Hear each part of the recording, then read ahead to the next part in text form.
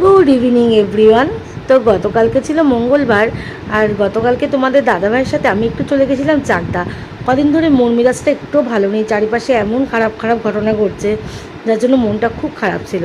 তো তোমাদের দাদাভাইয়েরও শরীরটা ভালো ছিল না, সারাদিন একটু বাইরেই ছিল। তো তারপরে বিকেলবেলা বললো চলো তোমাদেরকে একটু ঘুরিয়ে নিয়ে আসি। তো তার জন্য আমি আর মেয়ে আর তোমাদের দাদাভাই চলে এসেছিলাম কিন্তু চাকদাতে। আর চাকদাতে এসে আমরা ফার্স্টে একটু ফুচকা খেয়েছিলাম, তারপরে চলে আসলাম কিন্তু মিয়া মোড়ে। আর ছেলে কালকে বাড়ি ছিল না, ছেলেরও একটা পড়া ছিল। তো যাই হোক, আমরা এই যে অনেক দিন পর চলে এসেছি আবার মিয়া মোড়েতে।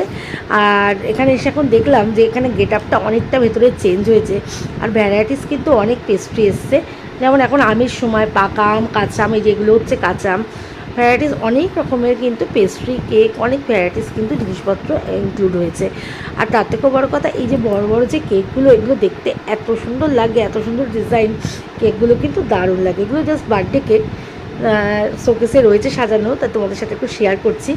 দারুণ লাগে কেকগুলো, দেখতেও ভালো লাগে। কেকগুলো মানে মিয়ামোরের কেক জাস্ট ফাটাফাটি, এটা তো আর কিছু বলতে লাগে না।